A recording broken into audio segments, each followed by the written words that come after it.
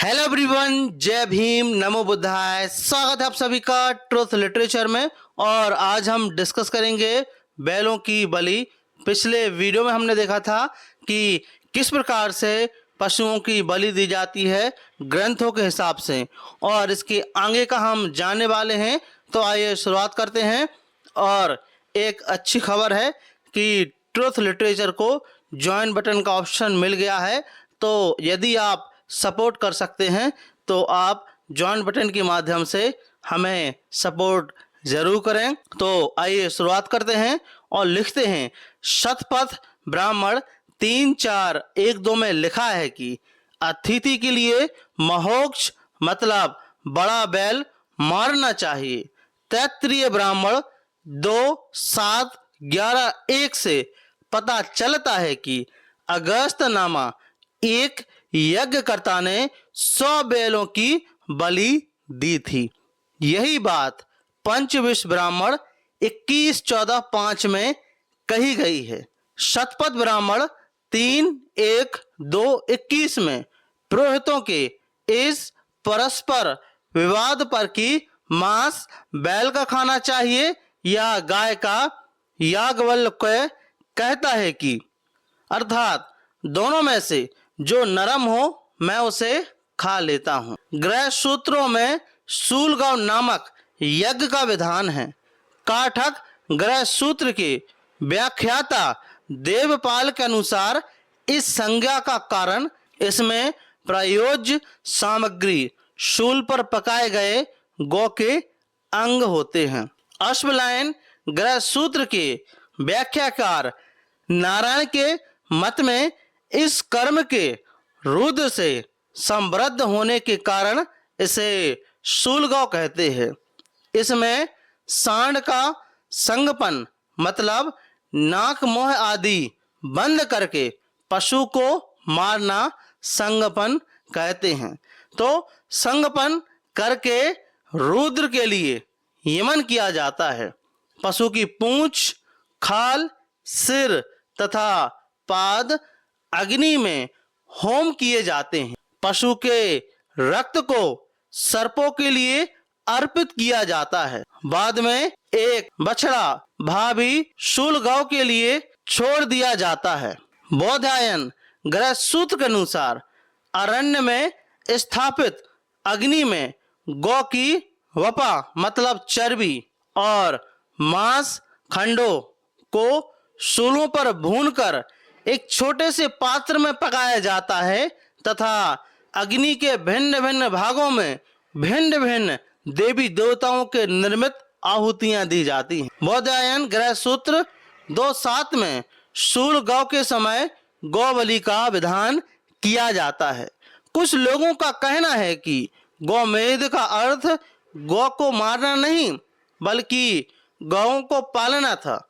यह बात प्राचीन प्रमाणों की विद्यमानता में एक कपोल कल्पित के अलावा ज्यादा महत्व नहीं रखती। जब ब्राह्मण ग्रंथों में स्पष्ट तौर पर पशु के प्रत्येक अंग को काटकर भिन्न भिन्न पुरोहितों और यजमानों में बांटने का जिक्र है, तब इसे गोवध न कहकर और क्या कहा जा सकता है। कुछ लोग वेद के कुछ ऐसे स्थलों को प्रमाण स्वरूप उद्धृत करते हैं कि जिनमें गाय के साथ अघन्य मतलब ना मारने योग्य विशेषण हैं। इस विशेषण से वे यह सिद्ध करना चाहते हैं कि गाय मारी नहीं जाती थी, परंतु उनका यह मत स्वीकार नहीं किया जा सकता क्योंकि ऐसे स्थलों में सिर्फ गाय विशेष के वध का निषेध है, न कि गौओं के वध का निषेध। उदाहरण के लिए निम्नलिखित मंत्र देखा जा सकता है जो कि आप ऋग्वेद के 1-164-27 में देख सकते हैं। लिखते हैं, यह गौ दोनों अश्वनी के लिए दूध देती है। यह हमारा सौभाग्य बढ़ाएं। यह मारने योग्य नहीं है। यहाँ अभी स्टेटमेंट है, तो यहाँ इम यह शब्द से गाय विशेष का बोध कराया गया है। बनारस हिंदू विश्वविद्यालय द्वारा प्रकाशित वैदिक कोश में कहा गया है कि अघन्या कहे जाने के बावजूद गाय मारी जाती थी। धर्मशास्त्रों के पंडित डॉक्टर पांडुरंग वामन काणे ने लिखा है, ऐसा नहीं था कि वैदिक समय में गौ पवित्र नहीं थी, उसकी पवित्रता के कारण ही वाजसनेयी अर्थात यजुर्वेद में यह व्यवस्था की गई है कि गौ मांस खाना चाहिए। रेफरेंस है धर्मशास्त्र विचार मराठी पृष्ठ 180। ऐसे ही अब हम देखेंगे वैदिक युग में मांसाहार। लिखते हैं कि वैदिक युग में गौ मांसाहार की विद्यमानता के कारण ही स्वामी विवेकानंद ने उसे स्वर्ण युग कहा था। स्वामी विवेकानंद जी के जीवनकार स्वामी निखिलानंद ने लिखा है, क्या लिखते हैं? स्वामी विवेकानंद ने पुराणपंथी ब्राह्मणों को उत्साहपूर्ण बतलाया कि वैदिक युग में गौ मांसाहार प्रचलित था। जब एक दिन उनसे पूछा गया कि भारतीय इतिहास का स्वर्ण युग कौन सा काल था, तो उन्होंने कहा कि वैदिक काल स्वर्ण युग था, जब पंच ब्राह्मण एक गाय चट कर जाते थे। रेफरेंस से देखें स्वामी निखिलानंद कृत विवेकानंद ए बायोग्राफी पृष्ठ 96। उपनिषदों में भी गौमांस खाने का विधान मिलता है।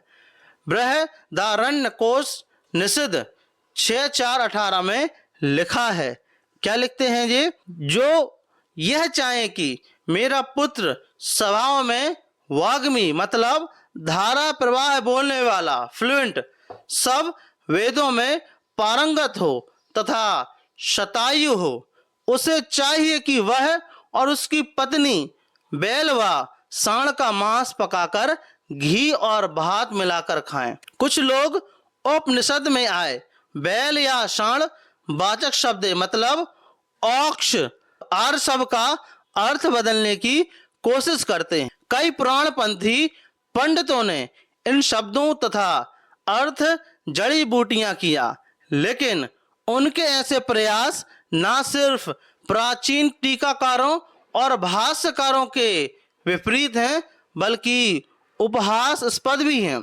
यह खुशी की बात है कि बृहदारण्य उपनिषद पर ऐसे विद्वानों का भाष्य विद्यमान है, ऐसे विद्वान का भाष्य विद्यमान है जिसे 1200-1300 साल पहले वेद विरोधियों बुद्ध मत को भारत से समूल नष्ट करने व धर्म की जड़ों को फिर से गहरे गाड़ने का श्रेय दिया जाता है। उनके प्रतिनिधि आज भी भारत की 4 दिशाओं में धर्म के सर्वोच्च अधिकारियों के रूप में विद्यमान है। वह व्यक्ति था आदि शंकराचार्य। उस द्वारा किए गए अर्थ आज तक सर्वमान्य चले आ रहे हैं। उन अर्थों के प्रकाश में औक्ष तथा आर शब्दों के अर्थ से किया जा रहा है खिलवाड़ अपने आप में नग्न हो जाता है। शंकराचार्य ने बृहदारण्यक उपनिषद के इस विवादास्पद स्थल पर भाष्य करते हुए लिखा है कि आप रेफरेंस देख सकते हो 6:4-18 अर्थात मांस मिश्रित ओदन मतलब भात को मांसोदन कहते हैं। वह मांस किसका होना चाहिए इस बारे में कहा है उक्सा का। उक्सा का अर्थ है वीर सिंचन में समर्थ बैल, उसका मांस होना चाहिए। या ऋषभ का, ऋषभ उक्सा से ज्यादा उम्र के बैल को कहते हैं। इसके अर्थ बदलने वालों के लिए जरा भी अवकाश नहीं रह जाता।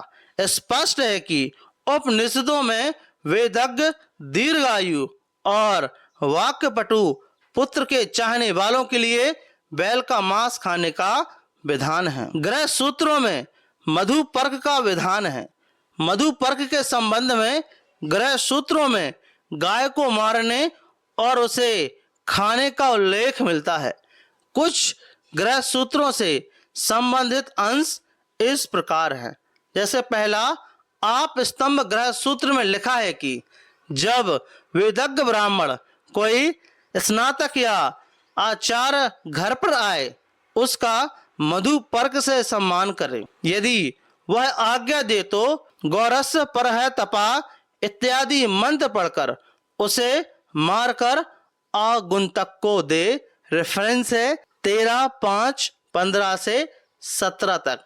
पारस्कर ग्रह सूत्र अर्हण प्रकार निरूपण में लिखा है आचार्य ऋत्विक वैवद्य राजा प्रियजन और स्नातक आदि उत्कृष्ट जाति के हों अथवा समान जाति की वे अघर्य पूज्य होते हैं। इनमें से कोई जब किसी के घर आए तो गृहपति को चाहिए कि उसका मधु पर्क के द्वारा सत्कार करे।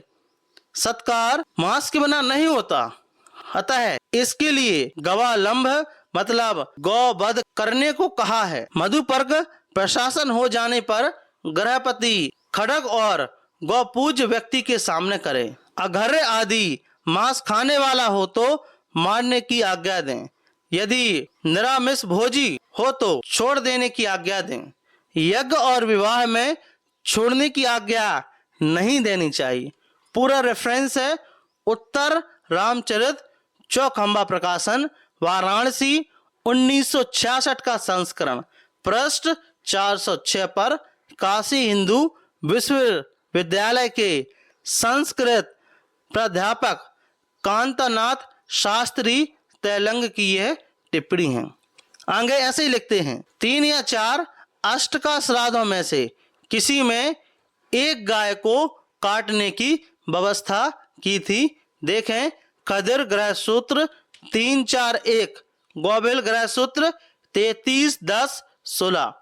कुछ लोग कहते हैं कि मधु पर्क में मधु दही आदि दिए जाते थे, ना कि मांस या गौमांस के पर्क में दिए जाने का तो प्रश्न पैदा नहीं होता। यह बात विद्यमान ग्रह सूत्रों के कथनों से सर्वथा विपरीत है, क्योंकि मानव ग्रह सूत्र 1-9-22 में स्पष्ट होता है ना मांसो मधु पर्क इति श्रुते, अर्थात मधु पर्क मांस रहित हो ही नहीं सकता, ऐसा वेदों का मत है। दूसरे हमारे पास एक ऐसा प्रमाण मौजूद है जिसमें संदेह के लिए कोई अवकाश रह ही नहीं जाता। वह प्रमाण है ऐसे व्यक्ति की रचना जो शंकराचार्य से भी पहले या उसके समकालीन युग में वैदिक कर्म कांड को फिर से स्थापित करने वाले कुमारिल भट्ट का शिष्य था। वह व्यक्ति था भावभूति। भावभूति ने अपने विख्यात संस्कृत नाटक उत्तर रामचरितम के चतुर अंग के विषमभाग में लिखा है कि वाल्मीकि के आश्रम में जब वशिष्ठ पहुंचे तो उनका सत्कार 2 वर्ष की बछिया के मांस से किया गया। इस पर वाल्मीकि के एक शिष्य सौधातकी को बहुत रोष हुआ। वह अपने सहपाठी भांड्यायन से कहता है यह वशिष्ठ तो कोई बाघ या भेड़िया है, क्योंकि आते ही उस बेचारी कर्णिका बछिया को चट कर गया। इस पर उसका सहपाठी शास्त्र सम्मत उत्तर देते हुए कहता है, बोलता है कि हम इसको हिंदी में पढ़ेंगे, मधु पर्क मांस युक्त होना चाहिए। इस वेद वाचन का बहुत सम्मान करते हुए गृहस्थ गण वेदज्ञ अतिथि के लिए बछिया व बड़ा बैल अथवा बड़ा बकरा भेंट करते हैं। इस वेद वाचन को धर्म सूत्र के रचने वाले भी अच्छी तरह मानते हैं। आगे ऐसे लिखते हैं, इस स्थल की व्याख्या करते हुए चंद्रकला नामक संस्कृत व्याख्या में याज्ञवल्क्य स्मृति का एक श्लोकार्ध उद्धृत किया जाता है। लिखते हैं, मोक्षम व महाजम व श्रोत्रिय योप कल्पयित, अर्थात एक बड़ा बैल या बड़ा बकरा वेद के विद्वान से निमित्त करें, उसके लिए खाने को जुटाएं। रेफरेंस है उत्तर रामचरितम चंद्रकला व्याख्या सहित चौखंबा प्रकाशन वाराणसी 5वां संस्करण पृष्ठ 207।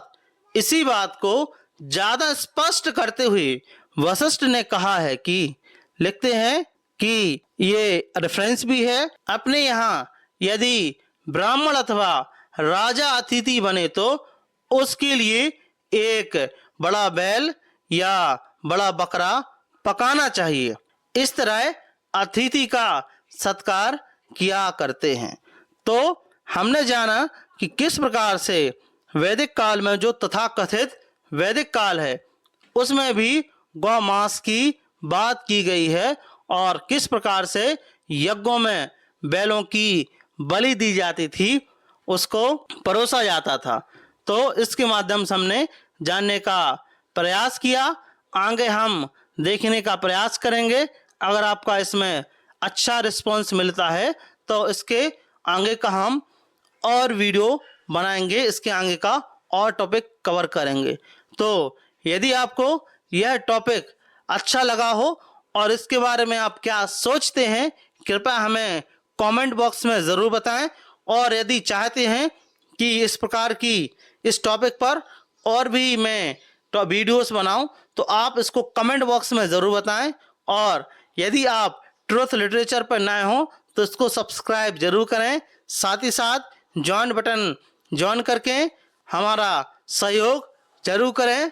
सो मिलते हैं इसी प्रकार के नेक्स्ट टॉपिक के साथ में। जय भीम, जय भारत।